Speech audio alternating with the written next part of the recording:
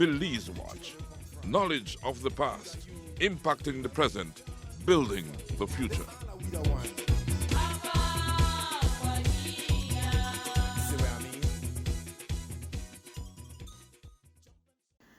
In this edition of Belize Watch Revisited, we look back at an interview which first aired on October 26, 2011.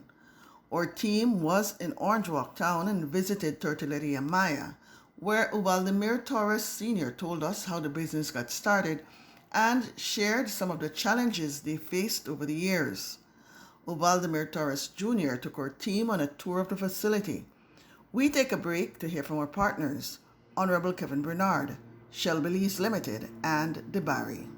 In the heart of the Orange Walk East constituency, a new chapter of progress and connectivity is being written. Under the visionary leadership of the area representative, the Honorable Kevin Bernard, and in partnership with the Ministry of Public Utilities, Energy, Logistics, and E-Governance, we gather here today to celebrate a monumental achievement. Through a remarkable collaboration with the International Cooperation and Development Fund of Taiwan and the Government of the Republic of China Taiwan, we stand witness to the inauguration of not one, but two Digital Connect Labs in the Orange Walk East constituency. 3 years ago, the village of Santa Marta faced a significant challenge. There was no telephone connectivity, leaving its residents isolated from the digital age.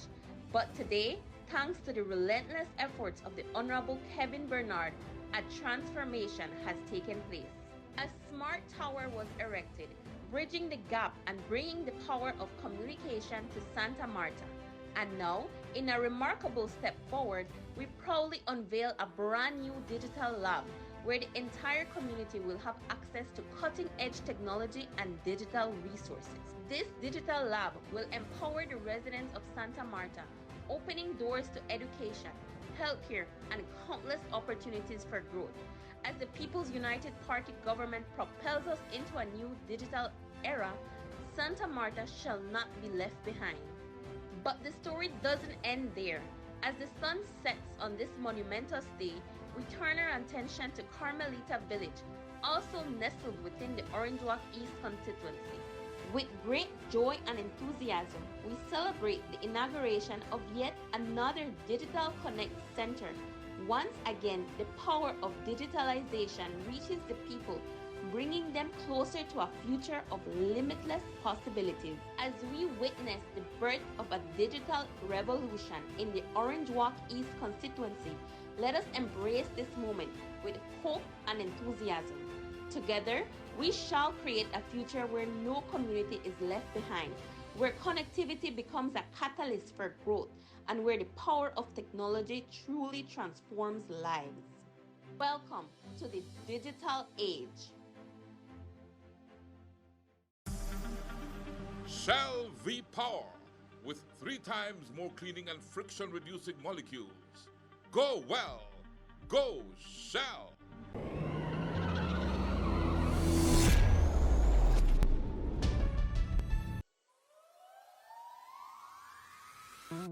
We are DeBarry, offering you great products, good service, and of course, the lowest prices in the entire country.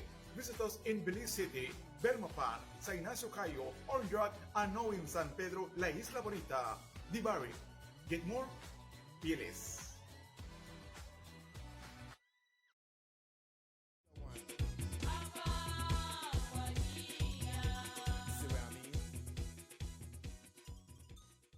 We are at Tortilleria Maya in Orange Walk Town, and I want to thank again my good friend Mr. Well Torres for inviting me here to Tortilleria Maya and for sharing with me how the family goes about making the delicious tortillas that is enjoyed by everyone. I like to eat tortillas, but I've never gone through the process of making tortillas, and I'm happy that he has agreed to share with us how they go about making their tortillas.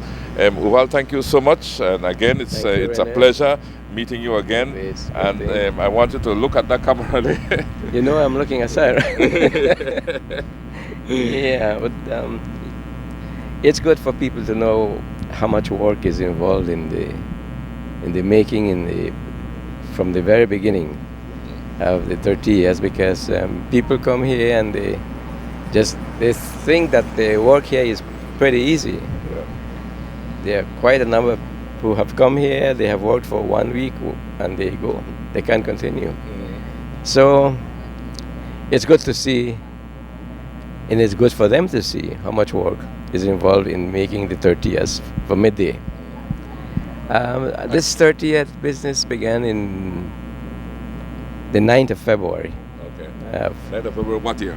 1969. 1969. That's over 30, the 40, going to 50. Yeah. Yeah, and we have had a lot, like any starting business, we had a lot of headaches, a lot of problems that we had to overcome.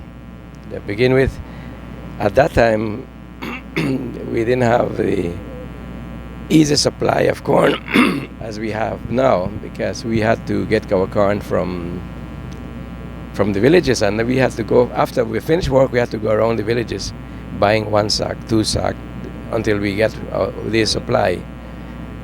And that continued until the Mennonites came with other products like very electricity. We didn't have any three-phase here in Orange Walk, so I had to go into Belize and I spoke then with Mr. Robinson. Yeah. He was the fella. Robinson, very well. Very good. He was a nice fella. And he came and we showed him the work and said, we need a three-phase. He says, yes, I'll get it for you. And so we finally got it. I think if you remember correctly, we paid for the installation, the what they call them, the boosters and whatnot that we needed. Transformers. We have one here. Okay. You started in the same building? In the same building, but this was a wooden building. Okay. This was a wooden building, and eventually my father-in-law said, okay, use that piece of land because the business belongs to my wife and to her younger sister. Okay. So it's a family business, a partnership. And that's the way we started. And things then were the corn was $12. $12. Yeah, $12. $3 for the sack. A sack of corn. Kerosene was 9 cents a gallon. And as I mentioned, we got our kerosene from here, What's the kerosene for? Oh, for the fire. For the cooking. For the cooking. Okay. Cooking of the corn. And when you said electricity, my mind went, okay, it's all electricity, but you actually cook both of them. with fire. Yeah, both kerosene and gas. We use gasoline also. Oh yeah. Oh, that's three of them. Electricity, gasoline, kerosene. So it's work.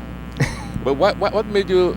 Okay, it was your wife's family business, or what made you all decide to go into making tortillas? Actually, it was my wife's idea, because recall I was teaching. Yeah, okay, you were a teacher, yeah. And so what transpired was really my wife's. Let's go, let's do it. We need it. Okay. And that's the way we started the business. From there, then we continued working. We did this building. We expanded. We went around the villages selling tortillas. We are the only ones that begun and still continue supplying the villages with tortillas. We have our the workers, and they go around the villages selling tortillas. Okay. Then the work was eventually my sister-in-law and my wife said, you know what? Let's we are tiring ourselves, both of us. So let's not share the work. You work 1 week, I work 1 week, and that's what they did. That was in 81, something around there, when they said, okay, I'm going to work 1 week and you work. And the week we're not working here, we really take care of preparing our vehicles, making them sure that they are ready for the following week when we begin working and distributing in the villages. And that's the way it's been. Now let's look at the growth over the years. When you started off, how much corn were you processing? We about a sack, 2 sacks. We were really beginning from our first day sale was about $3. $3 was the first day sale. Yeah. Okay. So it's really at times you were sort of at the point of giving up on this. And no, let's continue. We were already on the horse, Yeah. so we continue.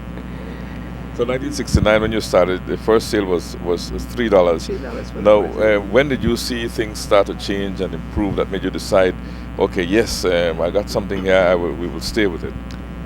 Well, the advantage we have is that we are next to the school. Okay. And so when children come out of classes, they come here and they buy. Okay. So that was, we started, then after that we said, we have to go ahead with it because we have to work anyway. You just can't sit, you have to work. And that's when we began pushing it and began going even to the Mennonite camps. So we went all around. And that's the way it's been. So from processing 3 sacks of corn that you were telling me earlier, how much corn do you process on today? Presently, compared to those 3 sacks? Presently,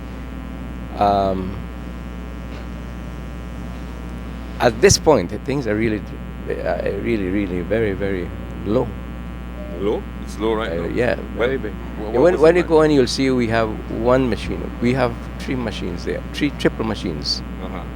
And right now we are working 1. So There why is isn't- that? I think that it's, to begin with, people either are not eating as much as, or they are buying other. Right now it's young corn, so people are buying their proper own corn. They're cooking it. Making tamalitos. They're making their own corn tortillas, and that explains why business right now is slow. And it's going to be slow until mid-November. And then it picks up. Once the cane season, the cane cutting season begins, then you see business going up a little. Okay. And then all those 3 machines will be working. Then What's the capacity of those 3 machines when they're fully working fully?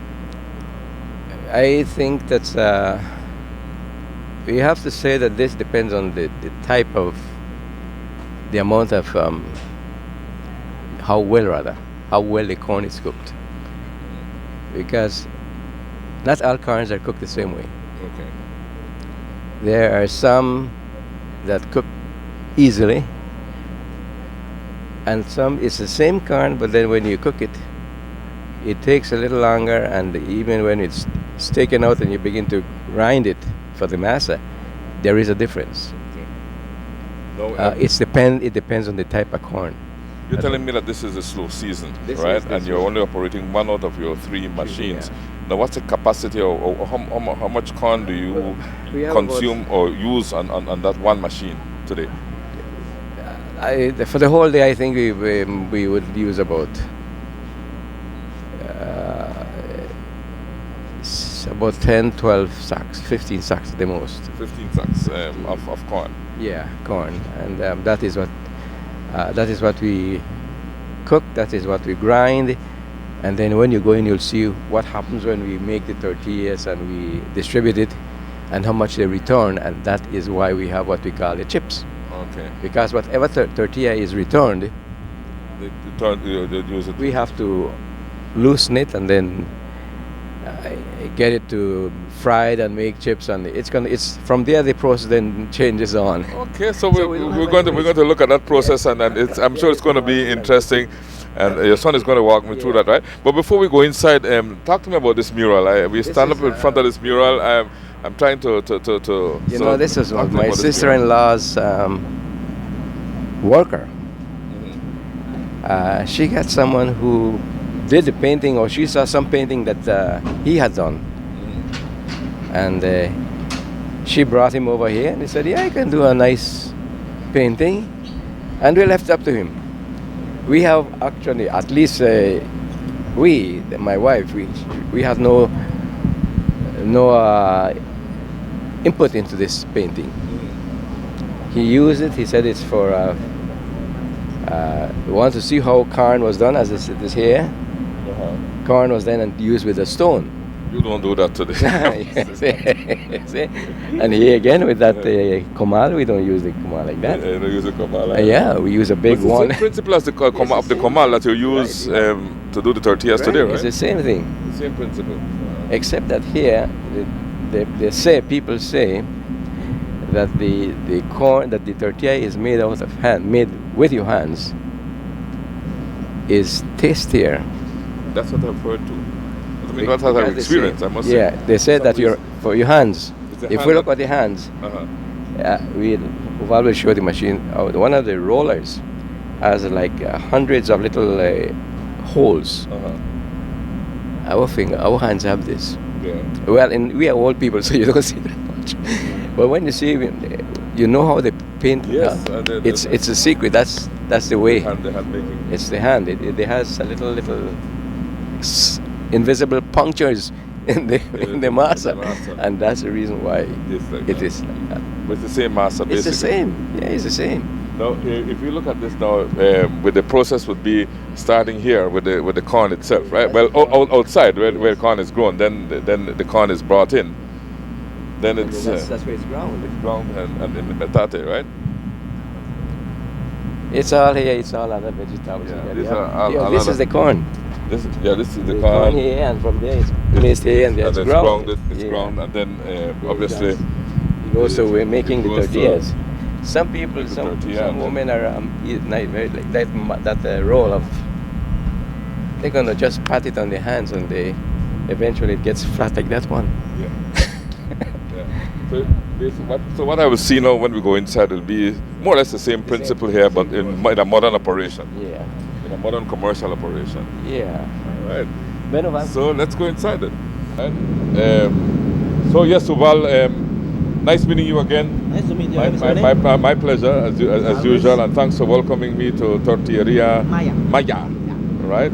And that was your name. It had all since '69. Tortilleria Maya. Nice from the start. It has always been Tortilleria Maya. Tortilleria Maya. Yeah. Okay, from 1969 until now. Until now, keeps the name. Okay. We have it displayed in all our chips and everything, so that people knows about it. I noticed you have some of the finished product here, no? Yeah, we have some of the finished product, which is the chips. We have it displayed here. That would be the garnachas.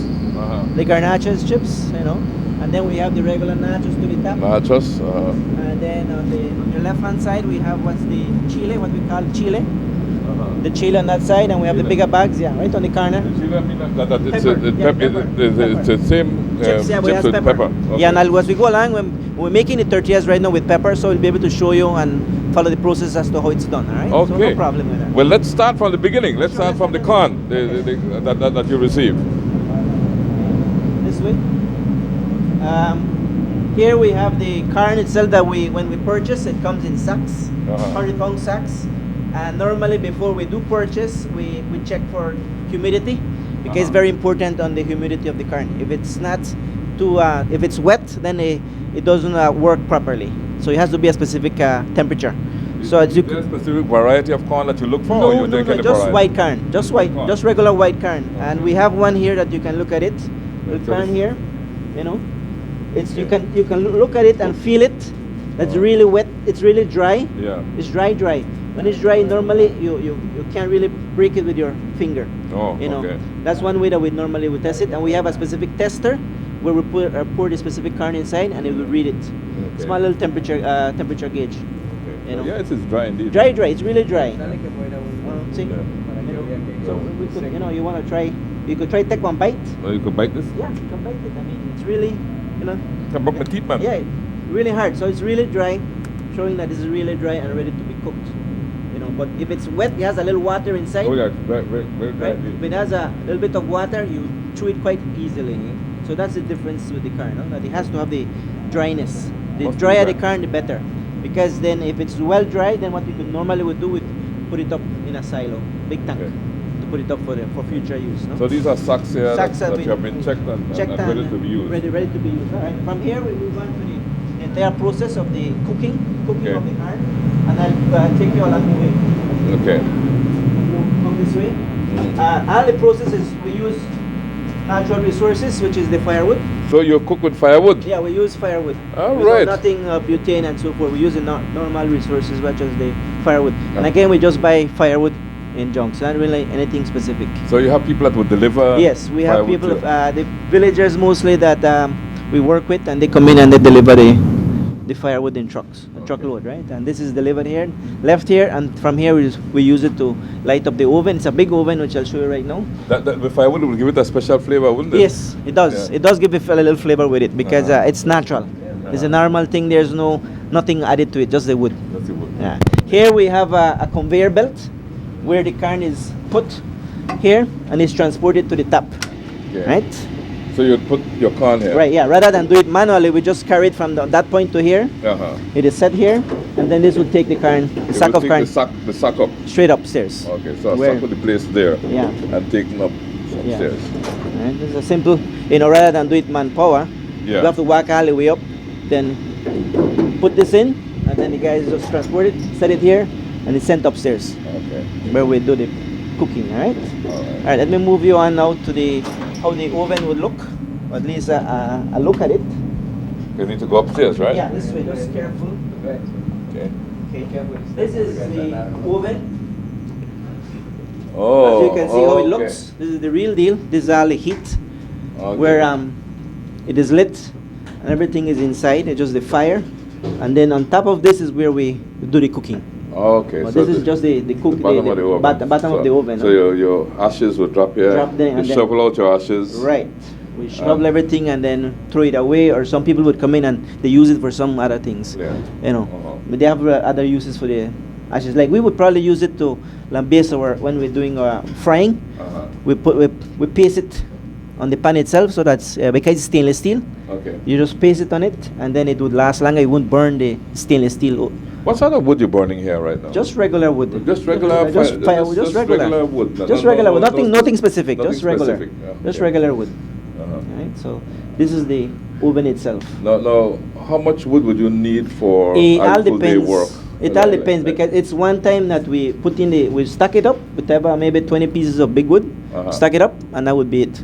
Then depending on how it's being cooked upstairs, if it needs more, then we'll put it. But because it's covered up, the heat would stay inside. Mm-hmm. So we'd always have that. Once we close this up, then the heat stays inside, and because it's stainless steel material, everything the heat stays inside. Okay, so this is one big brick oven, basically. Brick oven, yeah, it's a brick oven. Fire heart, basically. It's a big fire heart, Uh-huh. man-made fire heart. Okay. All right, from here we go upstairs and I show you the real cooking. But the walls are very thick over. Yes, I because notice how we- thick the walls are. it is, Look at like I this said, side this wall. Huh? and like I'm Just- saying, just- it's just a make it brick. closer. It's a brick, Look how and we thick use the the wall ashes with cement. Yeah, Yeah. we look there, so. Here's the iron frame. It is regular bricks, fire bricks rather, Uh-huh. and then it's sticked with cement mixed with ashes Wow. to maintain the heat, Wow. so it doesn't crack or anything. Because Yeah. you only use the cement, Uh-huh. it's gonna crack right away. You have to use the cement, the fire bricks, and the ashes. Ashes from this. It's better with the ashes than with the glue. Okay. It lasts longer. Okay. It's So how a long good- would what's the lifespan of an oven like this? I don't know, 20 We years. had this, We the just last repaired time we it. maintained it is about over 25 years.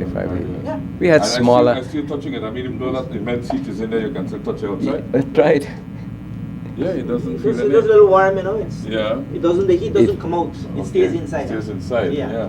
Because again, it's the ashes that. But the See? walls are extremely thick. Yeah, they're that's thick. one of the They're thick reasons why. because- Look how thick these If you are. look at it, it's really, it's quite thick, so it maintains everything, and then it's inside it's oval, Mhm. and then the ashes will just fall inside. There are I don't some know. Uh-huh. fire. If you look at it, this, I mean, if you could, you can look at the bottom, then you Uh-huh. could look at it nicely, you know, Uh-huh. how it looks, you know, that it's just some piece of iron lengthways, and then it would fall in. It's nothing. It's specific, just the iron that's keep everything. The big ones to the top, and when it's gets smaller, it starts falling down. Then it Mhm. becomes just the ashes. With the ashes. Then this ashes at the end of the week, we take it out, Okay. put it in sack, and then dispose of it. There's people that look for it. We come around and we take it out and we throw There it. is no waste here. No waste at No all. waste, no waste. So what would they use as for? Like I said, some people would use it like for mixture of cement. Oh, this to- was mixed cement. Yeah, with just it. mix cement. You Okay. know, it lasts longer. Is this it's- good as fertilizer or anything like that? no fertilizer. It's just they use it probably to landfill. Okay. They use it as landfill to mix it with the scab or gravel or whatever. They just fill it up. So it's multi-use. All right. From here we go to the upstairs to the real cooking. So All you right. just gotta be careful here. All right. Here we go. A heck of an operation you have here. Yeah. Well, And here we have the guy just overcooked. okay, so this is the top of that oven now. This is the top of the oven, Uh-huh. and there's where we have the already placing the carne has already been cooked, placed in already. We have our cook here, Rosel Novello. Okay. He's the guy in charge of doing all the cooking, right? And he has already set in the carne. So now all we have to do is wait for it to start cook, and then he will start mixing How it. do you determine the proportion with water to corn? We just set in a full of about half of it of water, and then we pour in the carne. And once it starts going in, then it boils, comes up to the top, right? You know. Then you have that, is that drip purposely? Yeah, no, these are the faucets that we use to maintain with the water. Supply this with water. Want to Okay, so step, yeah. You So know, because it's that's the supply, because yeah. the water will evaporate as it evaporate goes, as it goes along, and then the whole water process is to when we're ready to take it out, you need pressure, and then the water comes in place. Because it is very hot, extremely hot, then you need some coldness to wash out the water, wash out the can out of this oven. Because I mean it's really hot. You can see on the carne there, it's it's really it's boiling. So it's more or less worked on timing, just timing the way he works. And this is the master chef. This is cook. Hey, what's your name again? Rusel Novello. Rusel Novello. Nice meeting you, Rusel. And how long have you been doing this, Rusel? For 1 year. Uh-huh. Yeah, I do this before for 6 years. Then I stopped work. Then I came back again. It's been a year already that I'm working already. Yeah. No. So it's for a year now. Yeah. Tell me explain your process to me. What you do now? You have your sack of corn, Yeah. right? And then Okay. I bring the car from down there. Uh-huh. Let's come up to this. Yeah. The conveyor is To the right here. The same conveyor. conveyor that was shown to Yeah. us down there is right here. Yeah. So the corn is you have your sacks of corn here. Yeah. Then what do you do next? I wait for the water to boil. You have Yeah, the water because to I- boil first. I have to put some white lime first. I have to put half of water, then put 3 sacks of white lime, then light up the fire hot, and then give it to maybe to an hour and a half, whenever the water is boiling. Then I start to pour in the corn. Okay. Yeah, then whenever it's poured already, I give it maybe like 45 minutes maybe. Whenever it starts to peel. So the process takes about Yeah, 5 minutes. yeah. So because I have to wait until the corn starts to peel. Yeah. And then, well, you season it or anything besides putting the white lime? Do you put any kind of seasoning or anything? No. That's So not only the white lime. The white lime is for it to help to peel. Okay. The carne have to peel, so it's gonna get a little bit soft, right? So whenever it goes down there, so the grinder will grind it good. Grind it, right? Yeah. Properly. Now, how many sacks of corn do you put on at a given time on the oven? And then for each batch, 20 sack maybe, 20. So much corn we are looking at there? about 20. 20 sacks of Yeah. corn. That's a lot of corn. It's going to take about 45 minutes. You're Yeah. saying to process. Yeah, for it that to get amount. ready. Okay. Yeah. And you keep checking. Yeah, I have to maintain up here so I can mix it. I do have my stick. I don't know. I have it. So no, I have a bigger stick too. Now, Yeah. check it? Could you show me how you check it or No, give me but if I mix it right now. Oh, you can mix it right now. Only Okay. a couple of minutes before he can show you. Before you can show. Okay. Whenever it's time to take it out, I'm gonna give you a shot. So Give me a shot come too. back here so you can see whenever we're taking out the corn. Uh-huh. So you're gonna witness everything. Okay. Yeah. Well, thanks for explaining that to me. Nice meeting you too. Your name again? Rusel Novello. Rusel Novello. Nice Yeah, meeting you, yeah, Rusel. okay. All the best. Thank you. Yeah, this is like I said, Mr. Rene, this is the whole process. This will stay a while up here cooking, very slow, very slow because of the wood. It's not like, so it keeps the temperature going. Yeah. And then it starts boiling, and then we look at the boiling point more in the center. When it starts boiling there, because the carne is set in one side, he would have to use sort of a shovel. Normally we call it a stick. It's Yeah. about probably 10 inches wide. Uh-huh. And then he would shove it in on the two sides Uh-huh. and start stirring it up. That's Just a right. little bit. because the material is all stainless steel, and it keeps the heat. Okay. And what you see here that looks kind of dark, that's the white lime. The white lime would be work like a preservative. Okay. You know, to preserve the carne, it would help to peel the carne. And you look at it, it was white downstairs, and you see it looks red now. Look, yeah. You know, because it's being cooked. Right? So it was white corn that you. Yeah, it's all white carne, but because of the white lime and the water mix and everything, you know, it's a process. You start out first with the water, you let the water boil, you throw in the white lime, then you throw in the carne on top. Okay. Right? And then it would take a while to start cooking. Leave it there, set in, and again it's just on timing. Okay. Depends how. Then again we go again process of testing it. We chew on it, take out a couple carnes from the bottom after it's mixed up. Okay. If it's your finger goes through, it's sort of ready, and then we take it out. Okay. And you have your water supply here. Yeah, this is just a regular tank. The big tanks are normally upstairs. These are just this is a rainwater tank. That's we have big tanks upstairs. I don't know if the guy will be able to see it upstairs. We normally keep the tanks on the big tanks on the rotoplas. Yeah, top of the house. So rotoplas. So big tanks, and these are the water supply. So that this is what is being used, to supply this. Yeah. So once this is ready, he opens the valves. We have a special valve down there that's open, and then the carne comes out. But is the corn rinsed in any way before it comes out? This is the way it comes out cooked, right? Then it's stored into a big pan that we have down there, and then it's washed. Then it's cleaned up. Yeah. Okay. So this would stay this way, right? Yeah, normally it stays like overnight. Yes, overnight process. This is to be used tomorrow, Friday. Okay. So it's not something that we use right away. So this corn you have here, you won't use it until tomorrow. Until tomorrow. But it does. He's telling me that it cooks. It takes about 45 minutes to cook it.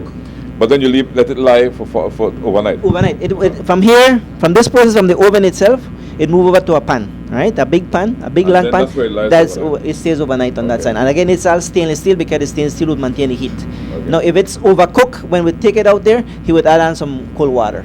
Okay. And then to cool it off so that it will last in following day. Because if it has too much heat, then it can overcook, and if it overcooks, then it gives trouble in the machine. Okay. So it's a different little process that we have learned over there. Yeah, down to a science. To a science, So this is at this point being cooked. From here we can move on to that side, so we can look at it. Just to give you an idea as to how this is. I mean, we have a chimney here, as you can see. This is where all the smoke would come up. Smoke will come out. Right. It's still boiling here. Like I'm saying, he's saying about 20-25 minutes, and then everything would start boiling around everything, and then he would start mixing it up.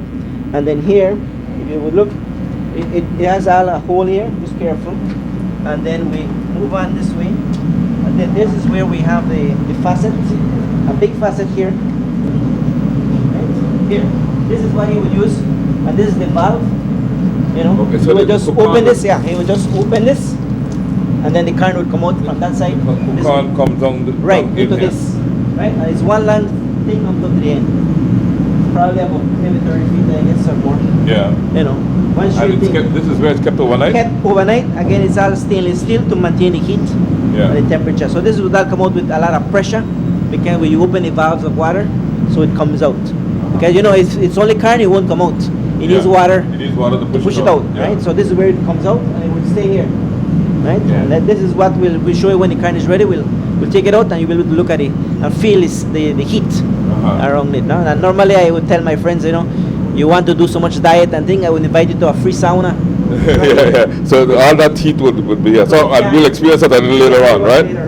Okay. The process here, and then everything would stay in here.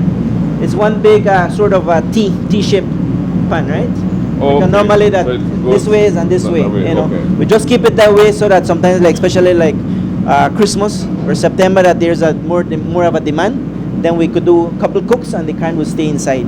And then up there we have a sort of a tank where we keep some water, so that whenever we need water to shoot in here, there we have a faucet and it's open and supply there. So we need constant water to move the carne. And this is the iron that the guy would use to shoot the carne. I mean, you can take a look at it. It's very light. Yeah, no, right. It's very light. It's quite heavy. This is what they would use to shoot the carne. They would put it inside, in here, like this, pull the carne. Okay. This is what they would use. But it's only one guy. They would use this, and they would stand right between these, and pull it with their legs, with their hands. Just balance out and take it up. That's the reason we have some platforms down here. They will stand up and push everything out. Okay. You know. Interesting. Yeah. Okay, this is a look at the factory from up top. Yeah. So that's where we were a while ago, right? This is where we were with the wash can and the cook can and everything would be placed there overnight. Once it's cooked, it will stay in that big container. It will be left there to be cooked, to be left overnight so that the heat would maintain it and keep the cook can at one temperature. Okay. You know, that's the important thing, that it keeps the temperature. Okay. Because if you take it out, like for example, if we need to use the kern today, we would cook it a little bit more from the start. Okay. Then we will use it right away, so it doesn't give any more a lot of problems with the machine, because the machines only use the grind kern, which is the masa specific point. Then if not, you have to make adjustments. But the corn I'm looking at down there, That's the wash kern. that's washed already. Washed already, just to grind. We just need to grind that. So where would the washing take place? Okay, let's follow that then. Let's do that right now. So this is the where this is the entire steel pan, the whole pan where this is the pan where the cook kern corn is, right?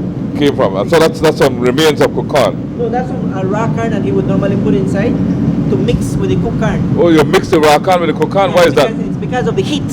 Oh, You know, okay. it's so much heat in it. So normally to blend it, he would use throw one sack or two, and comes out. So that would finish cook with the next kern. With the next corn. Yes. Okay, so Because the other corn cook those two. that one, yes. Who Like cook I'm this one? saying, the pan itself is stainless steel. So basically Okay. the heat would stay inside and end up cooking that one or two sacks. You know, little catch there that he has. Okay. To the back before you leave, we have the white lime that we normally stack. You know. Okay, that's a white lime up there. That's white lime up there. The stack of white lime. It goes in bulk, maintain it. Okay. Because those are not all the time you can get those. And you have your clientele buying there.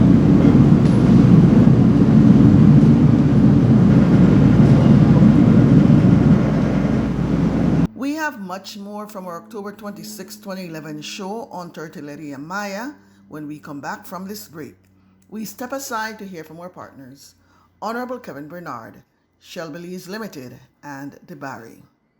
In the heart of the Orange Walk East constituency, a new chapter of progress and connectivity is being written. Under the visionary leadership of the area representative, the Honorable Kevin Bernard, and in partnership with the Ministry of Public Utilities, Energy, Logistics, and E-Governance, we gather here today to celebrate a monumental achievement. Through a remarkable collaboration with the International Cooperation and Development Fund of Taiwan and the Government of the Republic of China, Taiwan, we stand witness to the inauguration of not one, but 2 Digital Connect Labs in the Orange Walk East constituency. 3 years ago, the village of Santa Marta faced a significant challenge. There was no telephone connectivity, leaving its residents isolated from the digital age. But today, thanks to the relentless efforts of the Honorable Kevin Bernard, a transformation has taken place. A smart tower was erected, bridging the gap and bringing the power of communication to Santa Marta. And now, in a remarkable step forward, we proudly unveil a brand new digital lab where the entire community will have access to cutting-edge technology and digital resources. This digital lab will empower the residents of Santa Marta, opening doors to education, healthcare, and countless opportunities for growth. As the People's United Party government propels us into a new digital era, Santa Marta shall not be left behind. But the story doesn't end there. As the sun sets on this monumentous day, we turn our attention to Carmelita Village, also nestled within the Orange Walk East constituency. With great joy and enthusiasm, we celebrate the inauguration of yet another Digital Connect Center. Once again, the power of digitalization reaches the people, bringing them closer to a future of limitless possibilities. As we witness the birth of a digital revolution in the Orange Walk East constituency, let us embrace this moment with hope and enthusiasm. Together, we shall create a future where no community is left behind, where connectivity becomes a catalyst for growth, and where the power of technology truly transforms lives. Welcome to the digital age. Shell V-Power with 3 times more cleaning and friction reducing molecules. Go well. Go Shell.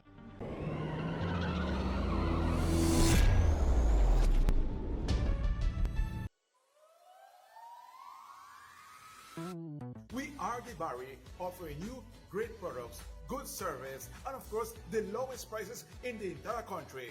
Visit us in Belize City, Belmopan, Sa Ignacio Cayo, Orange Rock, and now in San Pedro, La Isla Bonita. The Barry. Get more? Feel less.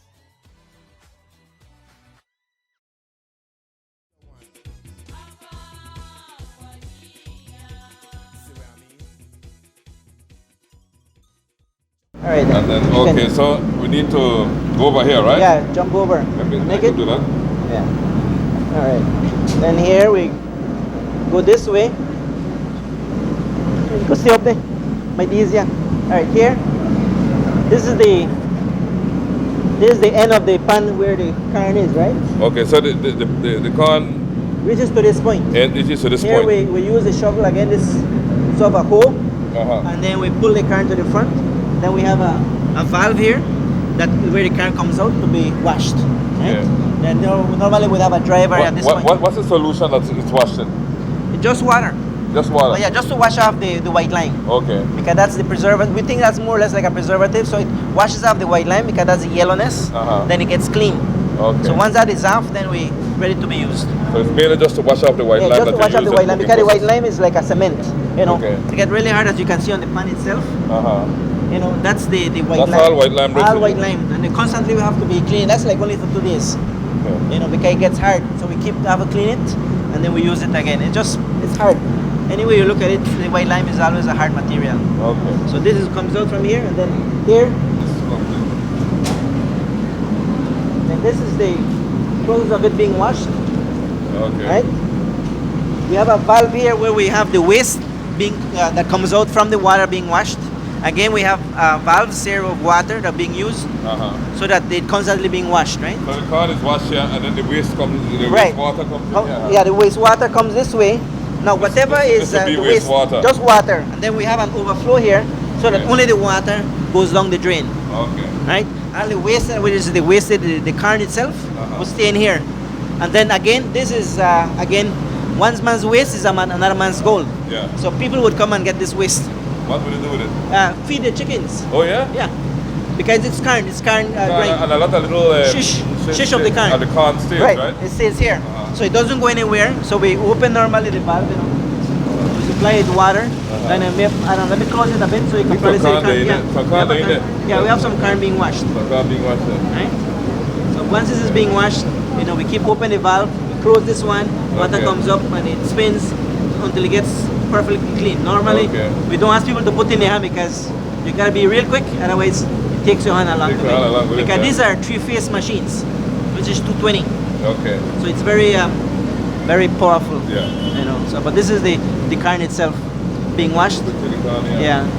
So once it goes down, then we add some more water, and once the water is still kind of yellow, yeah, you can open So it. you add water till it's clean. Can I Clean. do this? Yeah, you go open it, and then we You keep adding water yeah. until It the gets water draining. gets clean. Yeah. And from there, once it's clean, then it's taken out to another container or another bin. From there, it's being used, ready to be grind to make the masa. And from there, once it's grind, then we do the masa. Okay. Right? So, The whole process. so when take this out, so people see the amount of corn in here. Yeah. Probably about 2 or 3 buckets. Uh-huh. Nothing much. Normally, guys would fill it up with to the top. Okay. The more they do, the faster they go, no? Uh-huh. But right now, just the remaining what was left from the pan, Okay. and it's washed. And you see right away, you put in the water goes out, The water comes out. right? And then There's the amount of corn. right, and what happens is that if it doesn't have any water, this with the two things on the side would squish the corn to the bottom, Okay. So right? put some water Yeah. there. You see, then right away you can see how clean it already looks clean already. Yeah, the water gets cleaner and cleaner. Yeah, as it goes along, right? Then I'm sure you can feel the heat already. Yeah. Heat on the machine, right? Yeah. You see how the water looks? Water already is getting clean. much cleaner, yeah. Yeah, so that's the process that we go through. So you go through until actually the water Yeah, is probably 2 or clean. 3 throws of changing of water, and Uh-huh. then it's clean. Like right now, if it's ready, we can just open the valve there, and Uh-huh. the current will come out on that side, Okay. right? And then that will be ready to be grind. Okay. Then the water is much clearer than Yeah, when much we- cleaner. when we came. That the waste goes here. This is the waste. So you put in your hand. The waste, yeah? That's the can waste. The can That's what waste. you sell, right? Yeah, this is what will stay in here. The waste. You know, all this yellow is the white line, Okay. right? So this is the waste itself that will stay, and then people will come in and pick it up. We don't sell it. People just come in and pick it up. You know, because they use it to feed their animals, pigs, That's chicken. good stuff, yeah. Good stuff. It's all natural. That's good No, stuff. nothing And then additives. this water is running. water down the way and This straight to water the, is to the running river, back to here. the drain, by the river. Okay. Right? That's about it. You know. So normally we keep all the waste, and whatever waste we have, we put in sacks, and then people just come in afterwards and pick it up after lunch. When we finish it, pick up everything. All right. Yeah, I'll open it on this side. I'll open the valve here.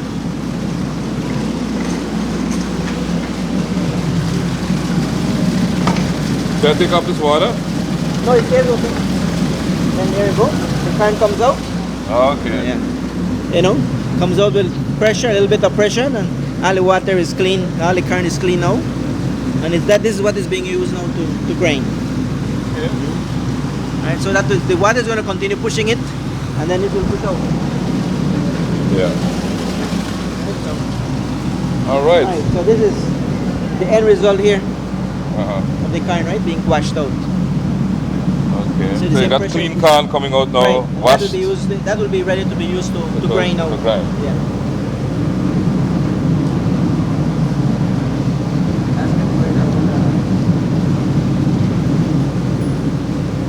Ask him why don't can No, la you diferencia. can taste it. You can see I the can taste difference, it. you know. Okay. Well cooked already, it's soft. You can even pinch it. And no, it's already cooked, ready to be used. Very clean. Yeah. That is the This is masa. what the Yeah. Mayans used to call the sugar corn. Uh-huh. Yeah, because they used to eat it like that, you know, and they grind it rough, and the sugar corn with sugar and everything, and just a replace of the kid. That's what it is, huh? Yep. Woman sugar can. Yeah. Raw can. Boiled They can. have all kinds of Maya things to do with this corn as it is, Uh-huh. and they have the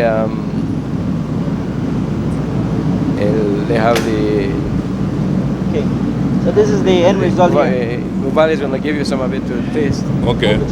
Okay. And from All right, from here this now, what we do will do? grind What it. happens from here? From here, we would grind this corn Okay. to make the masa. Where is it from? All right, right here is the grinder. So we got a bucket of corn now. Bucket of corn here. And we're going to No. grind. Grind it again. The machine is all three phase, which is 220. Uh-huh. So it puts a lot of current. So then normally again we need to add water. It needs the water so that it grinds. The grinder here is 2 stones. That one is standstill and the next one moves. Okay. So that is what grinds the current. Then this is the adjustments that will decide as to how fine you want the grind current. Okay, and they're just coming out the yeah, bottom. the bottom. Again, as you can see, this is dry Yeah. because we didn't put a lot They of put water. a lot of water, yeah. So the it more comes out water, dry. then softer the masa After the comes out. masa comes out. Right, so it all depends on how the machinist wants it. Then you would put more water or less water. Like the okay. people for tamales, It can be like Right. masa now. right? How the people for tamales, they want a specific amount. Someone will say, I want 20 pounds, I want it soft. Yeah. And I want the next 20 pounds, I want it hard. Hard. You know. That's determined by the amount of water Right. you add here Yeah. at this stage. And this is because when they do the specifically tamales, like the one for the col, they want it soft. Yeah. So we add water and then comes out soft for them. Okay. Right? But if they want it hard, a little bit of water. And then this is the end result here. Already grind and everything. And again, you can't put in your finger. Because Yes, there's a worm. We call it the worm. It's right inside. I don't know if you can look at it. uh-huh. This is what pulls Yeah. the current inside. Yeah. Right? Look at, we see that right now. Yeah. That's yeah, there it is. There you go. Yeah. Yeah, that's the worm. Alright. Yeah. Alright, there you go. This is the worm. And then we gotta close the water. And then this is what takes the current inside. and grinds it direct. I can open it here and we can look at what you're looking at, the two stones, right? Okay. There's two stones here. This is the one that stands still, and again it has a symbol, sort of a cross, so that we know which part goes up and which goes to the bottom. Then this is the wrong one. This is the one that grinds it. Okay. This stays still. And this is the one that spins. That spins, okay. And grinds the corn to make the masa. And again, What's the capacity of this grinder? it's once you feed it, it goes. There's no capacity. Yeah, Just keep going. just keep Sometimes, going. especially like on Saturdays when people do a lot of tamales, once you start, it keeps going. Because people come in and start buying their masa for tamales, so constantly grinding. And we try to do it fresh all the time. So when they come in, we do it. We don't have it, we grind it for them special, because it's important for them. For them to have it fresh. Fresh tamales, right? Here we have the masa. Once you take it from here, it's placed on the table, right? And then the guys would mix it up if they need to be mixed. Again, this is a little bit softer than what we took out. But you can add Water to it. water to this or seasoning Yes. to it? Or No, something whatever else? seasoning you want to do, we can add it up. No. Okay. We're doing a little chili and I explained to you a little bit with this now. But here, it goes straight to the machine here. And then we do the tortillas. Okay, this is a hot machine. Yeah, it's a very hot. I'm a bit at distance and I feel the heat with this already. This again, like I told you, see, they revolve opposite ways. Okay. Right? And this is what takes out the tortilla. Right? Once it starts like cutting, because it has something inside, Okay. and normally we use a knife. It has a knife, and we stab it, and then it will start again. Comes out with. This is the masa. This is soft, and then this is all fed by the machine again. This machine motor is 110. I converted to 110, so it's easier to work with. Okay. So this is the masa here. Grind it between the two rollers.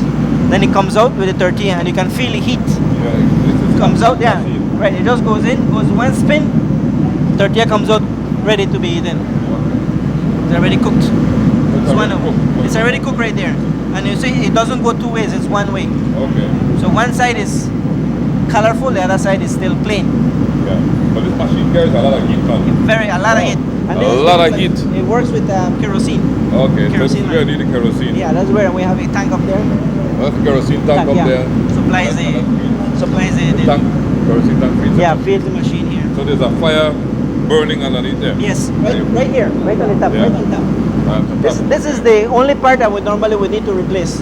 This sort of a U shape, or we call it the orno. That's the only thing we need to change. Okay. And that is what, because of So the all that heat is coming from this on this little piece here. piece on top. Yeah, it's only that one piece. That little chip in here takes out the heat. I mean, if you put your hand here, you can feel the heat. Yeah, this is the chimney. I mean, normally we had pipes. You put your hand, you feel the heat. Oh, yeah. This is where, but this is the whole thing here. That's the orno that we normally would need to replace now And and you again. can determine the degree of heat Yes. that the Yes, and oven then would here, have, right? here at the back, we have some adjustments, and this would make us decide as to how thick or thin we want to make the tortillas. Okay. So and it all varies. We make a standard tortillas, which about maybe 32 tortillas per pound, which is standard So 2 tortillas per pound. per pound, right? And if you want it, like when we make it for chips, we make it a little bit thinner, so it goes a little bit thinner, so that the chips is nicer. So if you want it like thick, you can go very thick too. So this is what the sides on the two rollers. Yeah, determines the two rollers here. Because if you open this, then the roller opens up. Okay. If you close this, then the roller gets closer, and then it makes the tortilla thinner. So this is the whole thing. And this is the knife that cuts the masa in between. So the tortilla. Knife is in here. Yeah, right in the middle. And that is what supplies All again. the masa goes in the middle. Middle, yeah.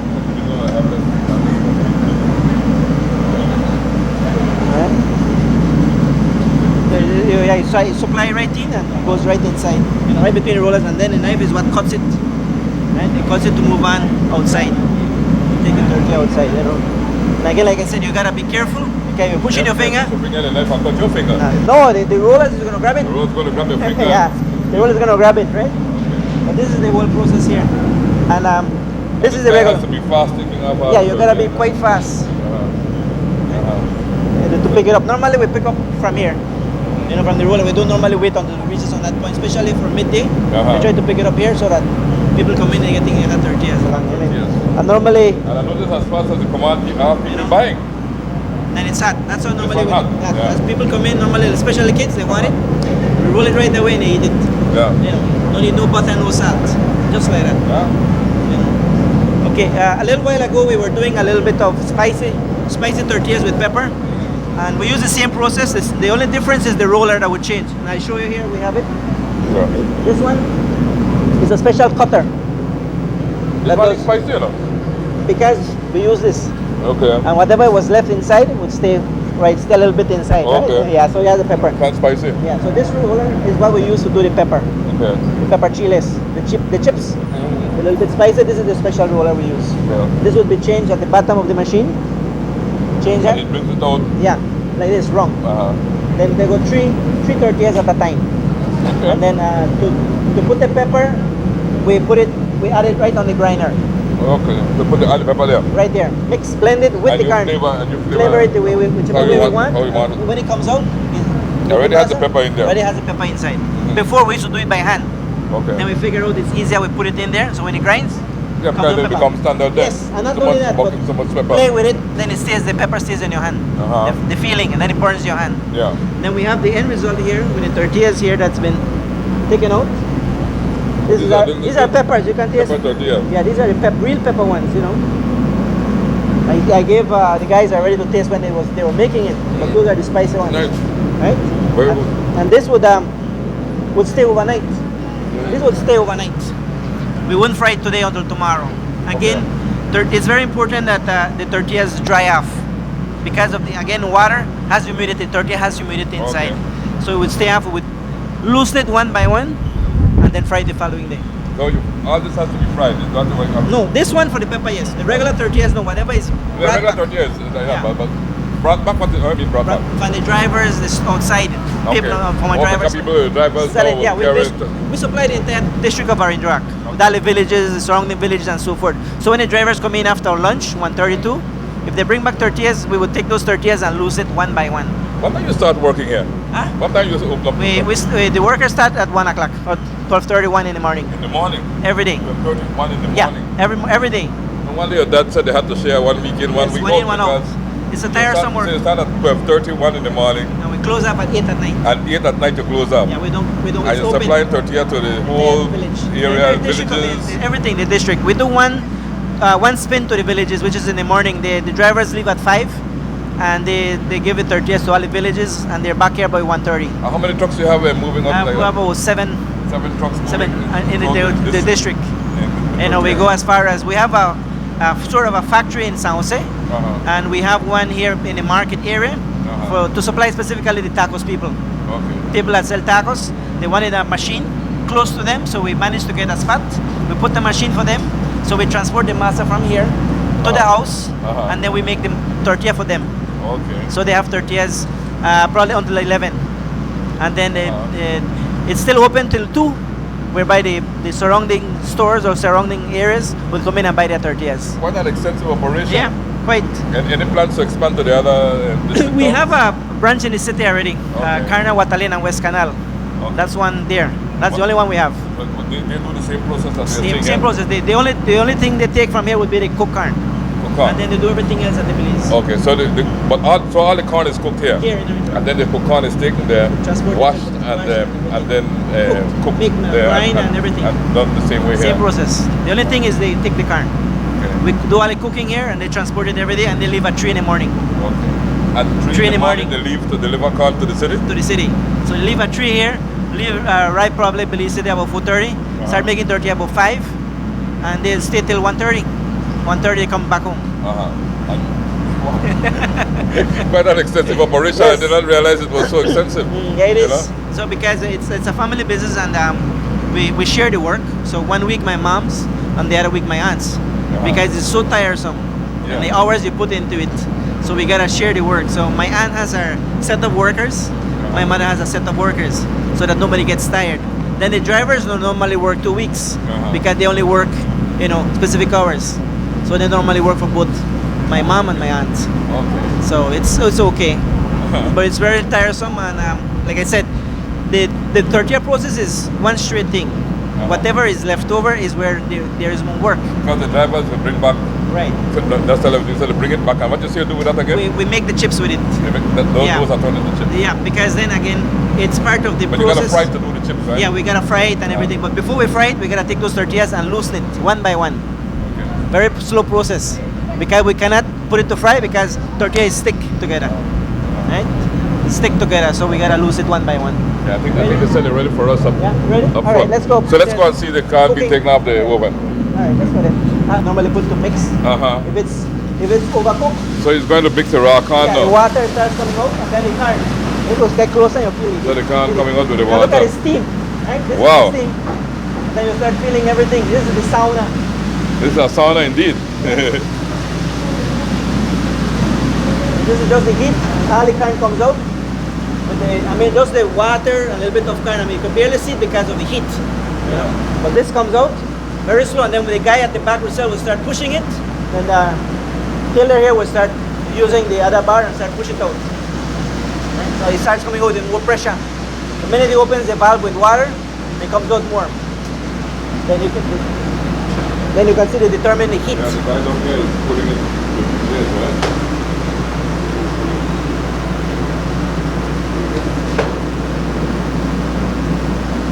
Supposed to get Mr. Rene to pull it. Right.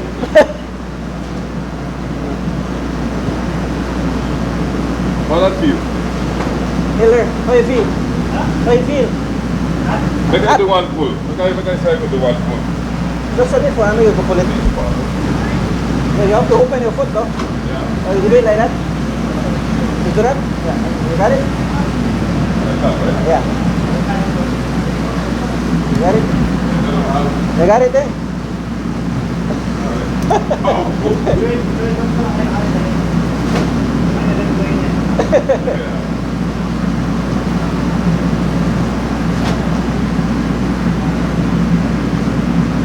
Feel the heat now?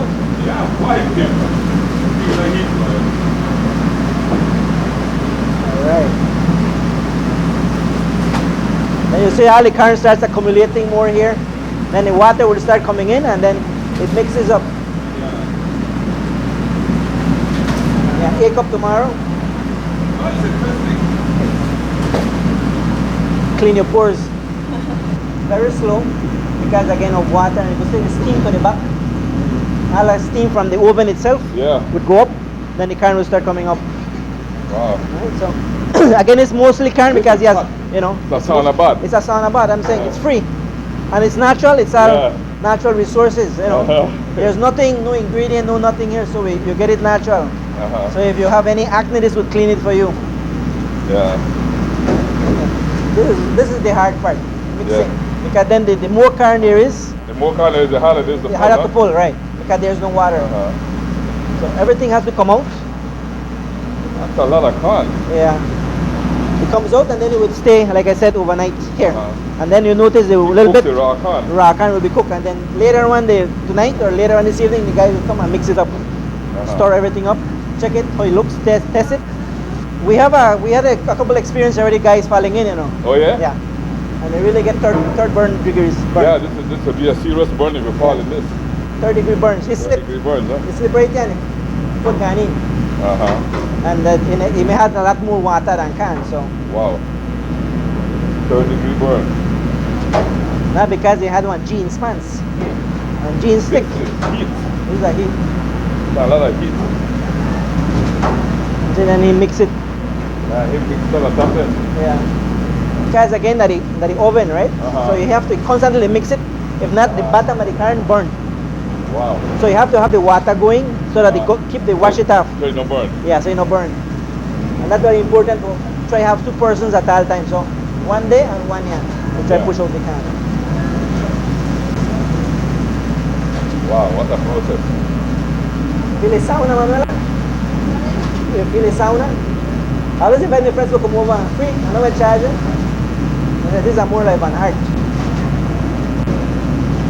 Because what happens is if a lot of water stays to the front, when you're ready to wash it, when you open the valve, only water comes out. So they have to mix everything, push the current to the front so that it mixes properly. You know, so that because of the stainless steel, it stay cooked. Wow.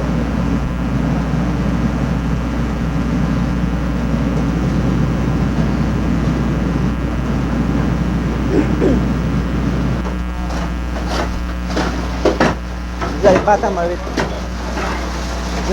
Then it takes longer to come out because there's no water, so you need the water, open the valve, or shovel it out. Because again, the fire is underneath, so instead of burning, you know. Then you go see how it starts. It's still blazing. So normally if you don't move it, it'll stick the bottom, you know. So you need the water. So the fire underneath of this oven is still blazing. Yeah, it's still blazing. And he needs to move faster. Move it faster because you would see the current is kind of stuck together because you don't together. stick. Yeah, it's Yeah. cooked. Right, so he has to move it. Little pieces that's black and so that will finish cook inside, which is the white line, right? So the more water it has, the faster it goes out. So normally the bottom is what gets cooked.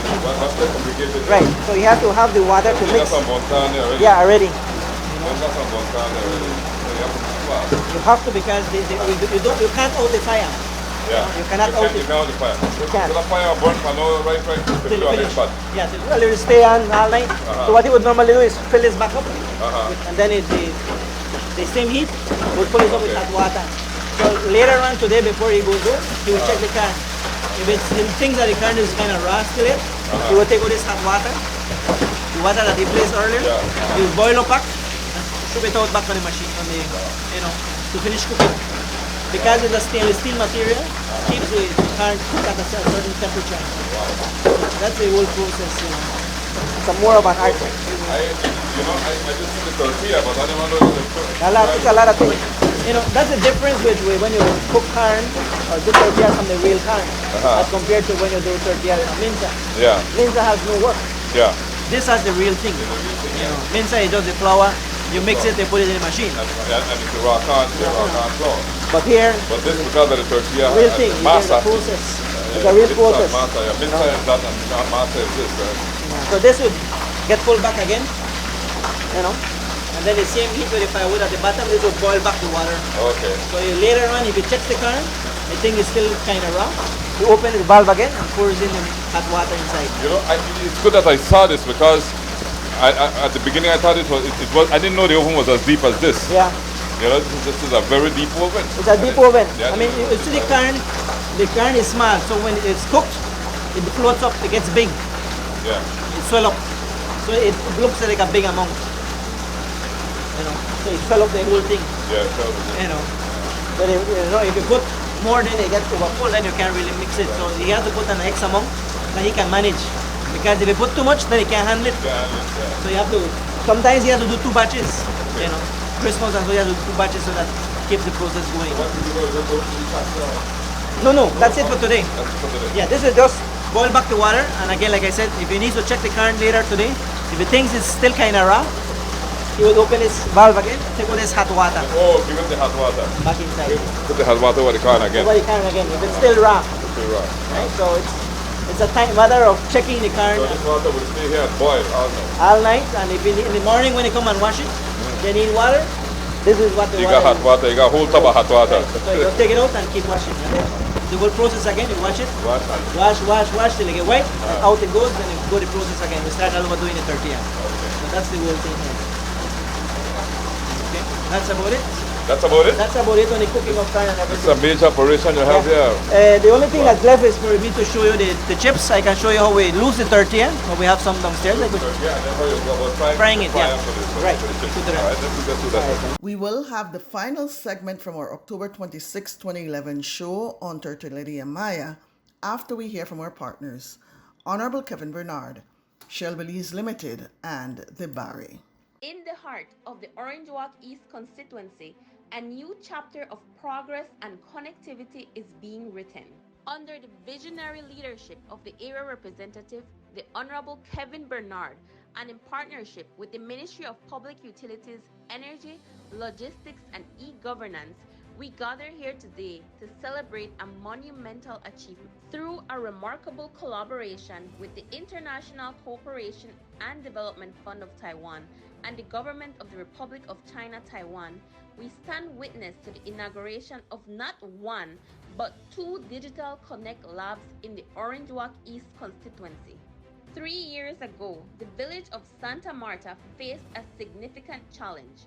There was no telephone connectivity, leaving its residents isolated from the digital age.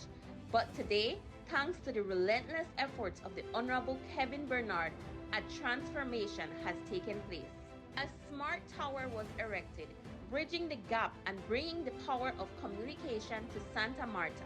And now, in a remarkable step forward, we proudly unveil a brand new digital lab where the entire community will have access to cutting-edge technology and digital resources. This digital lab will empower the residents of Santa Marta, opening doors to education, healthcare, and countless opportunities for growth. As the People's United Party government propels us into a new digital era, Santa Marta shall not be left behind. But the story doesn't end there. As the sun sets on this monumentous day, we turn our attention to Carmelita Village, also nestled within the Orange Walk East constituency. With great joy and enthusiasm, we celebrate the inauguration of yet another Digital Connect Center. Once again, the power of digitalization reaches the people, bringing them closer to a future of limitless possibilities. As we witness the birth of a digital revolution in the Orange Walk East constituency, let us embrace this moment with hope and enthusiasm.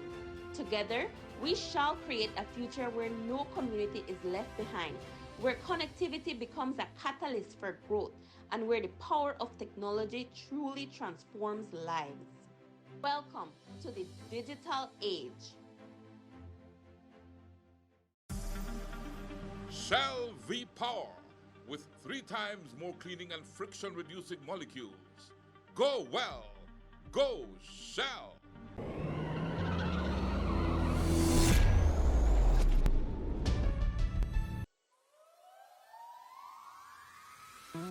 We are the Barry, offering you great products, good service, and of course, the lowest prices in the entire country.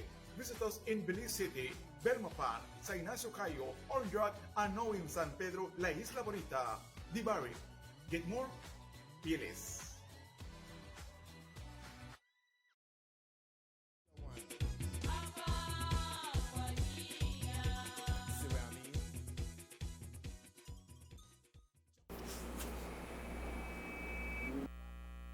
Earlier this morning, So from, this is what?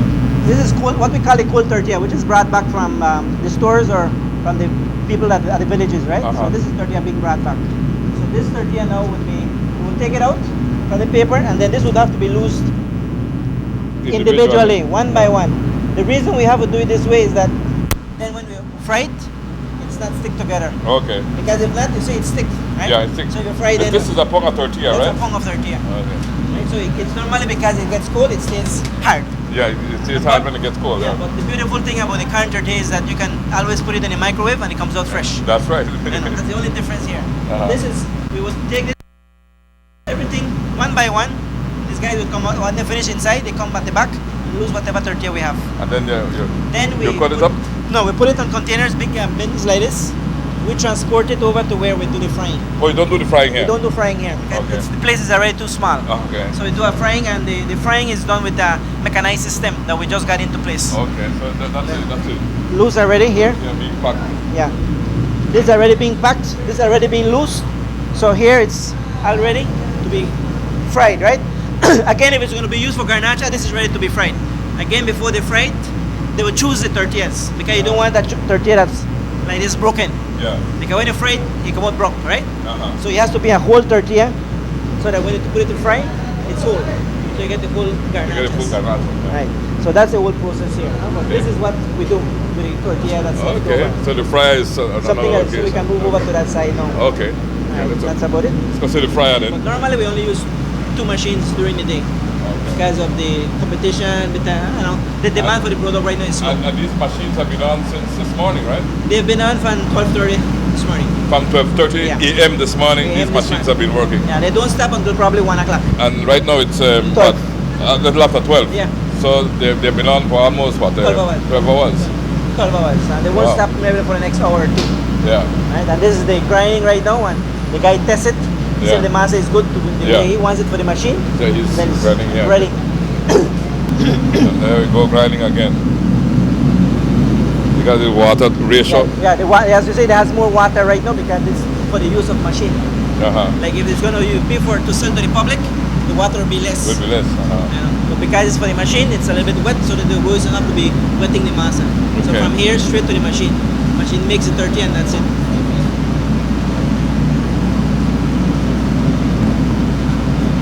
Good. So since 12:30 this morning, everything has been up and Yeah. going and running. The grinder is the only thing that stops now and again. Yeah. Because we don't want to do too much masa. Too much mass at the same Because it time. spoils. Because of the heat, it spoils. Yeah. So you just So do we what you a little need. bit- What I need for probably 1 hour. Then we start again. And then we do a little bit, we stop, then we start again. Yeah. According to the demand, then we start. Okay. Okay. Well, so this is where you do your chips The and. chips and everything, and here we have the 3 silos where we maintain some of the corn, so that we can maintain our price. Okay. That's very important. So that when we buy the corn, we buy it and we store it, so that when the time for is finished, then we have some corn. You still have corn left. Yeah. If not, we have to be constantly buying, and then price will fluctuate, and then we have to start changing our prices. So every day. you fill sacks from each of these silos, right? Yeah. Depending on which one you want to use. We normally would fill all 3, probably about this time, and then open it up probably next year.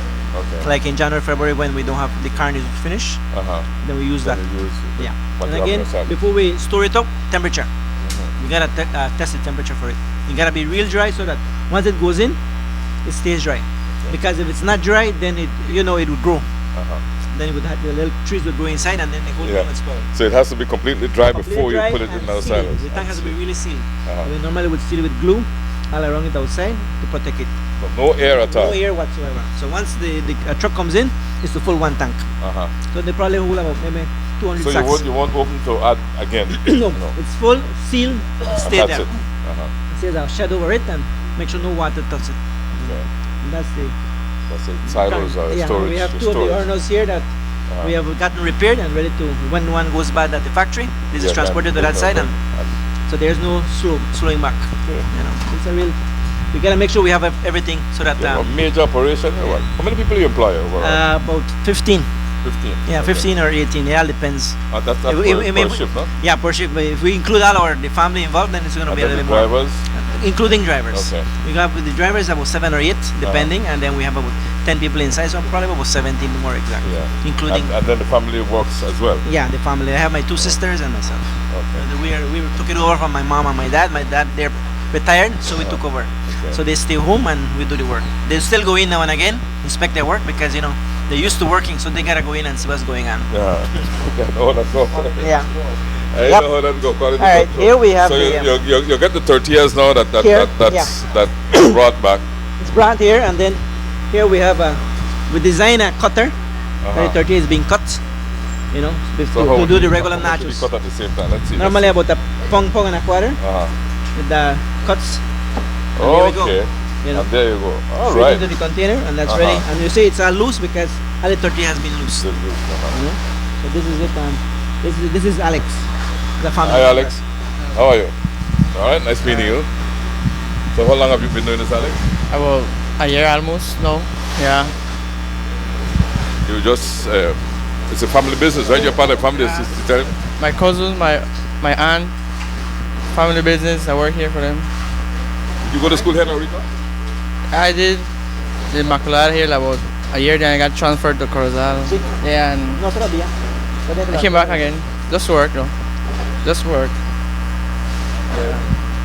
This blade, That's okay.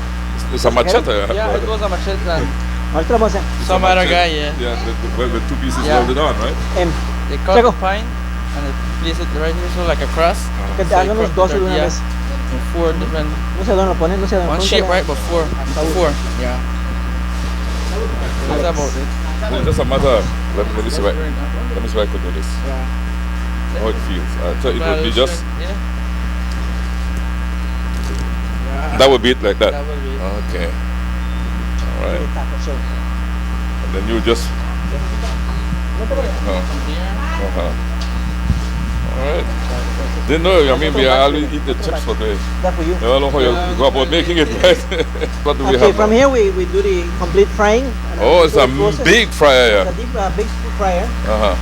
And if we start from this end, the tortilla will be transported into containers because it's complete So mechanized this system. is still a raw tortilla Yeah, here. it's a raw tortilla. Again, it's dry because this was from yesterday. Okay. You know, if it's wet, then normally when you fry it, it's very greasy. Okay. Right, and this is a mechanized system that we just got in about a couple months ago, and it works with the temperature gauge that you see at the back. It's over 200 degrees. Okay. So this is to maintain the heat, and it maintains that when it starts frying, it's a specific timer. So it constantly fries it, and then it takes out the chips sort of perfect for what we call. And your supply of corn is mostly from Belize, right? Yeah, mostly Belize. Do you have to import corn at any time, or it's all Belizean? Do you have to import corn at any time, No, or it's mostly Belizean? Mostly Belizean. All Belizean corn. All Belizean from the Mennonite community mostly. Okay. That would be from Indian Creek, Shipyard, and Little Belize. But do other people sell you as well?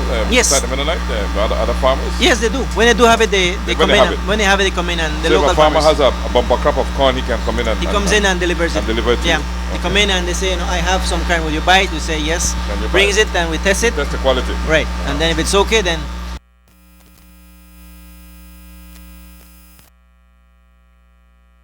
here is the process would by hand again fed into this conveyor belt, and normally it will be placed on one side, and then this would be fed into the machine straight down.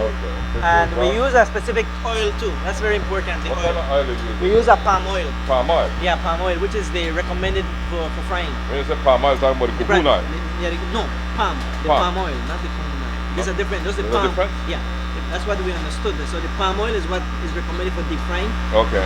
because it keeps the heat and it doesn't have a lot of waste Okay. compared to using regular oil. Okay. You know, they have a wastage of that stuff.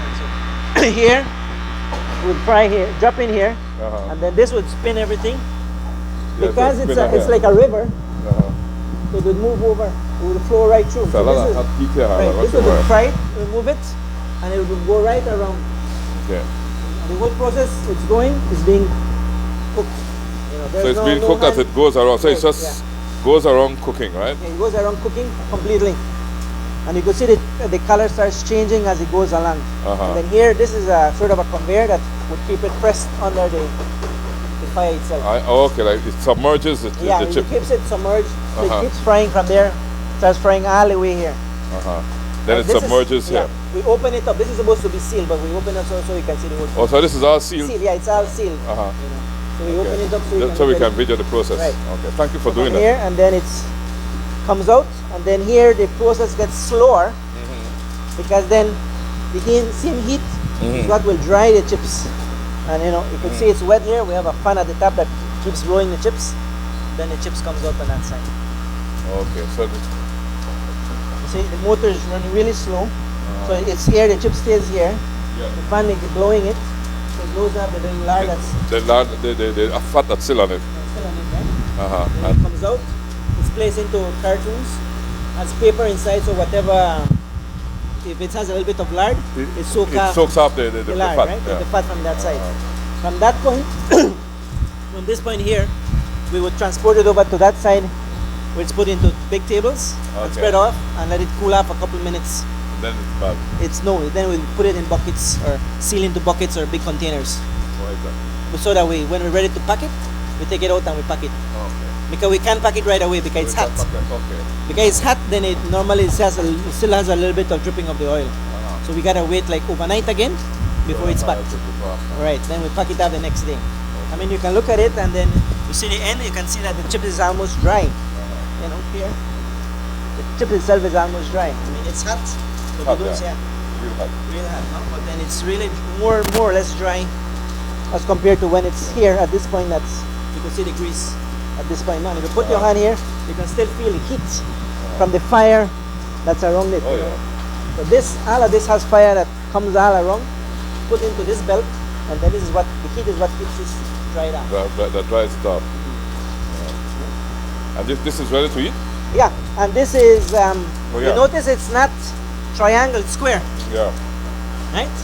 Because it's salt, it has a little bit of garlic, and we're doing a batch as garlic, and we have a little batch as only salt.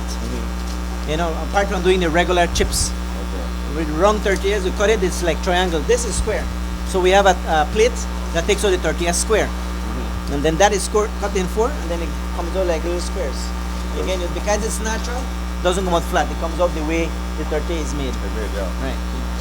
So this has probably a little bit of salt, and we have, you know, there's some that we make with garlic, has a little garlic flavor. Okay. So this is what we're doing right now. They're frying it, the salt and the garlic, and then they label it. How do you go about adding the salt and the garlic there? Again, at the factory we showed you with the pepper. It's mixed. Oh, it's a tortilla. Right. The masa, the carne itself, the cooked carne. We add the salt. Right. When the masa comes out, it has at the factory itself. No, we don't, nothing here. Here it's, when it comes here, the tortilla here. Same way how it is. Right, this tortilla here is already has either the garlic They have the garlic and salt in it already. right, either garlic or salt. Because one we do is only salt, it's only the salt. And then when we do with garlic, it has garlic and onion with the carne. With the carne. Okay. Right, so different flavors. different flavors, right? And then we have the one with pepper that we showed you, the small little round tortilla, that's the pepper. So you would know the difference. before the difference. Yes, and then the color itself, it's changed a little bit because we put a little bit of coloring to differentiate it. And again, the squareness, it says, all right, this is a different, this is not the regular nachos. Okay. Then So that cutter that he showed me just now, there are different cutters. No, that's the cutter for everything. Okay. And that cuts it if it's square or, I mean, it still cuts it four ways. It's just how you put it. Yeah, it cuts it anyway. All right, from here we can go and see how they pack it up on that side, or if you want to go this way. Then this, so right now we have here. What's this? Oh, these are the taco. These are the Taco Bell. Taco. Oh, okay. These are the taco shell. We call it taco shell or the Taco Bell. Like we normally when you go to the US, you want to go to Taco Bell. This is it right there. Yeah, we do it sometime. We supply one company here in Orange would be Icebreaker. Icebreaker is one little fast food restaurant who buys it from us. Okay, so this will be the color Yes. touches. So this will be a Taco Bell. Taco Bell crust. So you put the dry meat, taco shell, tomato, lettuce, and sour cream. right? Just like in the US. Okay. We use the taco shell, right? And then this is what we use, right? I mean, regular, rather than go to the stores in the Belize City supermarket and you buy it frozen. Yeah. This is the real deal. This is a real deal. Belize and carne, everything, man. Carne. It's so slow because people don't buy it. It's very slow. It's a slow product. Slow product. People Maybe they don't know about it. They know about it, but we put it in the shelves, especially with our big customers in Belize City, which is Brody's on the highway and on the center one. But they very slow. Very slow. Very slow. I don't know But why. this is me. This is the way to do a taco. Oh yeah, Taco Bell. Use it. And that is what separates it. You know, they put in that little piece of iron, opens it up, and it stays open. Okay. And then we pour that right And inside. once it fries it, because it's crisp, right? It's crispy, just like a regular garnacha, but it's only that it's folded. Uh-huh. You know, looks like a garnacha, it's folded. Okay. But you know what's the problem with And this? then you deep fry it in here, Yeah, right? deep fried, we just set it inside in the fire. Okay. Same process, I mean, we don't change anything, we just pour it inside and that's it. And then this again, he will keep it again over the heat to drain out, you see? Drain. From there he pours it there, leave it on the table a while and all the drain, all the oil will, except oil will drop off. Okay.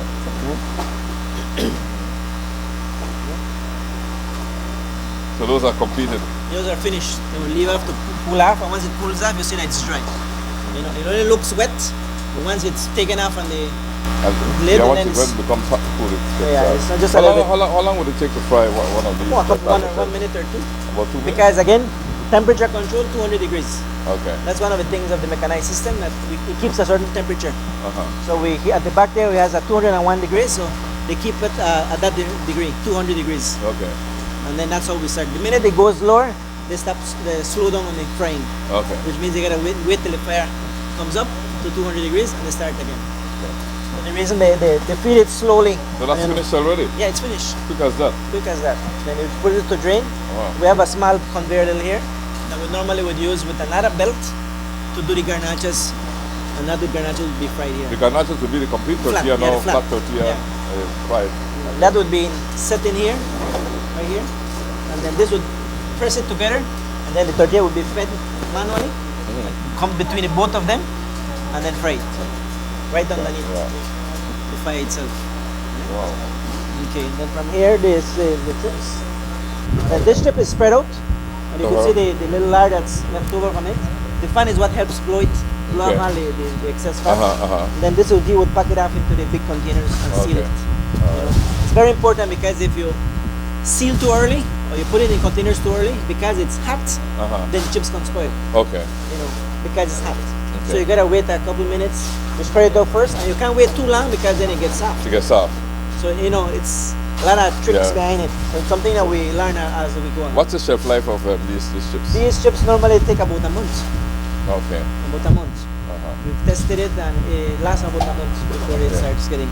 But we have also learned from experience that all you gotta do is take it, put it in the microwave 15-20 seconds, And it's back again. back again. Fry it, it's fresh again like if from the factory. Okay. That's the beautiful thing about it. The real corn. That's the beauty about corn. Okay. That you can use it, reuse it, and use it again. Use it again. Yeah. It doesn't spoil. Corn doesn't spoil. And easily. one of the things that we normally tell people that when they travel outside, if they want to take it, especially abroad, is to take the tortillas, cool it at home, put it in foil. When they reach the US, put it in the freezer. When ready to use, they take it out, leave it outside a while. And lose it will last for a long time. It lasts months. Yeah. You'll be surprised how long it will last. Yeah. Months. Lose it, and then ready to put it in the microwave in a Ziploc. Don't seal it bag. Just put it in a Ziploc. 15-20 seconds. And Right back again to again. fresh tortilla right from Orange Rock. Yeah. Yeah. So corn doesn't spoil. That's what you're telling me. It doesn't spoil because we can use it again. I mean, it's so many use as compared to the other byproducts that we have in the market, no? But with the corn, you use it today, tomorrow, you can use it again. And if you put it in the fridge or the freezer, you can use it and still have your hot tortillas every day. Wow. You know, that's the amazing thing as compared to the other mincers or the other products. That's the only thing. Well, you guys, let me congratulate you on your operation, and I want to thank you so much for sharing this with Problem. us. I can certainly learned take a you lot. over to the guy where we seal the chips now. That once it's Okay, ready, yeah, we let's do seal that. it. Let's do that. Let's see the packaging. And, we lately opened. We start going out to as far as Stan Creek Uh-huh. to deliver chips specifically, only chips. Only chips. We have a salesman that goes up to that side. He goes in and delivers chips. And normally these are the bags. We pack it off. This would be The garnacha. Garnacha bag here, ready, seal and everything. It's ready to be delivered. No, this is like for tomorrow. So we can't wait until tomorrow because there's a demand for it. So you gotta make sure that we have a constant stock at all at all times. No? And these, of course, These are the regular nachos. The regular nachos. Uh-huh. And then we have the big bag. These are the medium size, and then we have the bigger bags to the top. And these are for the big people in Belize City that normally the restaurant and so forth. Yeah, well, we need a lot of that. Right, they need a lot. Like that would be like let's see, Princess Casino. They would use that. Yeah, for the theater. This is where we do the packing, and then this here is where the guy would normally put the chips, and whatever chips is broken up in little holes would fall in, and then he would bag it off, and then seal manual. Yeah. Seal manual. Everything is by hand. We don't have a mechanized system on that. Okay. Everything is by hand.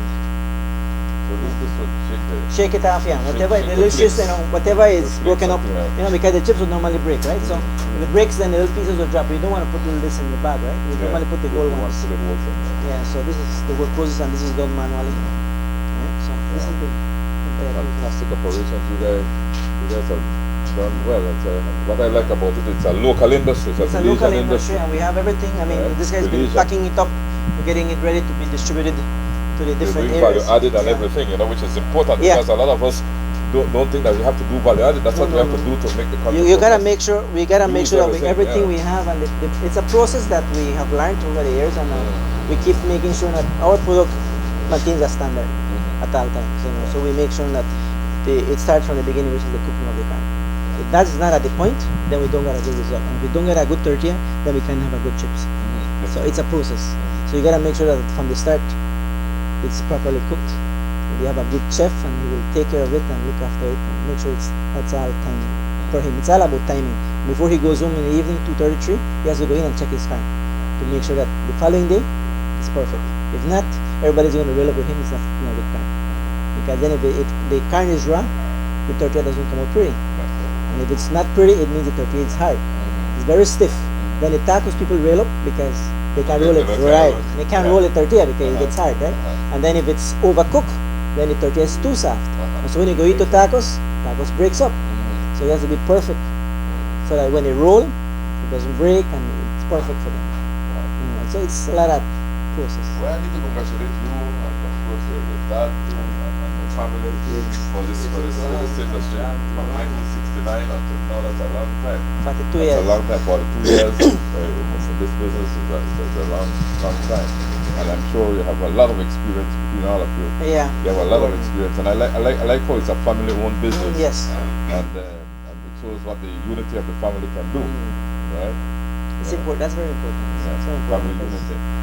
I've been working. I've been doing it since I know myself. Yeah. Even I grew up there, so I've been working all my life there. When he was a little boy, I used to go to the village. He used to go at the back and sell the tortillas. And Oh, so you were driving and you were selling tortillas. So that's about it. But you all have come a long way for sure. Yeah. You know, but those three bags of corn that you told me about, Yeah. what you are now. Right now, we have a lot because I don't know if I'll show you the business places we deliver tortilla to. They return a lot. Okay. And the only way we can make use of it It's fine. is by frying it. So we don't make tortillas except for what they return to us. And that's the way we use it. That's a good way. Yeah, because before we didn't used to fry it, we used to just sell it. You know, the two tortillas before many years ago. Yeah, we used to sell it. Sell it. If not, we sell to the people right. You know. Sell it cheaper. And then probably about 12, 15 years ago, I told my mom, you know, we gotta start doing something with tortilla. And then we started experimenting and we started frying at home and see how it worked out. And then we started one, and then we started picking up. Then we started investing. We started getting a little fryer and start frying it at home one by one, you know, and see how the market started growing. And when it started getting bigger, then we got a deep fryer, a bigger fryer, and then we started doing it.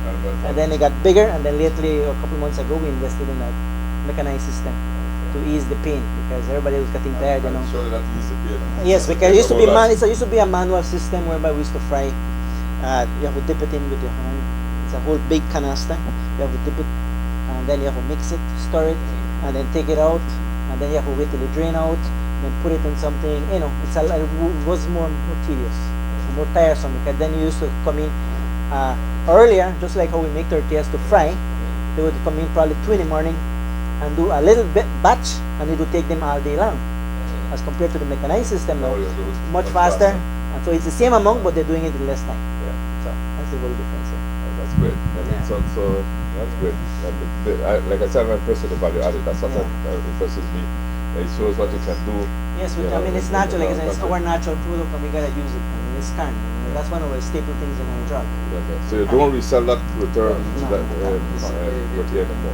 We are experiencing right now a little problem with the arrival of the Guatemalans who are offering twice as much as our regular corn. The Mennonites now seem to be hesitant. They say, I'm going to put it in tank because Guatemala will come in November, in January, February, and they're going to pay us even more than twice as much. But if you pay more for your corn, then you'll have to raise the price. That's the problem. That's the reason why we're trying to negotiate with the Mennonites. Listen, we don't want to raise our tortillas because we're going to affect the people. What's the price of a pound of tortilla? Right now it's 125. 125 a pound. $1.25 a pound of tortilla. And we're giving 30 tortillas. 30 tortillas for a pound. For a pound. Yeah. 30 tortillas for $1.25. Yes. That's cheap. That's very cheap.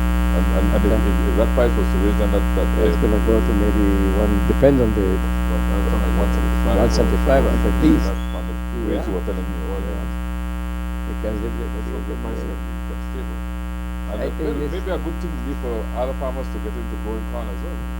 That's the sad part because all of the corn grown here is Mennonite grown. We had a Mennonite that was prepared to sell us 5,000 sacks. 5,000 sacks. You tell me what day you want it. And that would have been a problem for us because it's storage. Now when we go out, I showed the tanks. Yeah, you saw them, okay. That's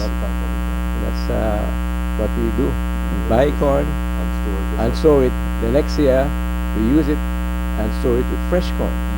So it's a process where the corn that is put in the tank is left there for about a year, even less because the fresh corn comes from September to about December.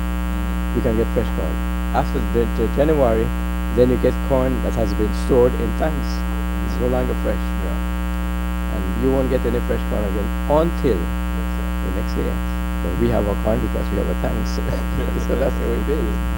Well, again, I want to congratulate you, Waldo Senior, for this Senior presentation. And thank you so much And well, Junior, thank you so much. No problem, Mr. Thank you so You're much. always welcome here. Yeah, You know that. I learned a whole lot today. I'm sure you did a lot of sweating. A lot of sweating, and I really enjoyed it when you allowed me to Pull that. pull the car and along. You know, that was good exercise. It's a good exercise. Yeah, I can see you guys have to stay strong. Yeah, we stay fit here. You don't get a belly because they always pulling Yeah, that. they always pulling that. Yeah. So Alright. maybe what I'll do, I'll maybe come along for my services one day. Once a day, You once a know, week. Once a week, and then I lose some pounds. Yeah, definitely. Some pounds for sure. I mean, you look at the guys; they don't have no belly because it's in the sauna. It's like a free sauna anyway. So. That's why I keep telling my friends, I'm inviting you, come over, I have a free sauna. I don't charge. Yeah. Rather than go to the places where the hotels, they have to pay for the sauna. This is a free sauna, and it's good because it's natural. It's all natural resources. Coming from the natural resources of Belize. Since we last aired our show in 2011, Tortilleria Maya dissolved the partnership between the original owners, Carmita Torres and Teresita Gonzalez, in February 2017. The original location is now Kelly's Tortilla Factory. Tortilleria Maya is now located at 24 Belize Corozal Road. The factory is being run by the children of Carmita Torres, Uvaldemir Torres, Carmela Torres, Alma Madrid, and Rosella Torres. They have a branch at Fort Carnes Market area by the Orange Walk Town Council and another factory in Belize City at West Canal and Water Lane, CU Tortilleria. Since they parted ways, they have changed their machines to be more eco-friendly, using butane in lieu of kerosene. They have also semi-automated their cooking method for the nixtamal. The oil used for the frying of the chips is a vegetable-based oil. Thank you for tuning in to Belize Watch Revisited, where we look back at some of the stories we've covered over the years. Belize Watch. Knowledge of the past, impacting the present, building the future. Celebration time.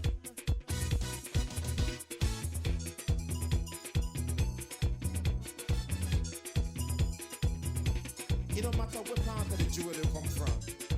You da you and me da me. But guess what? All are we the one. See what I mean?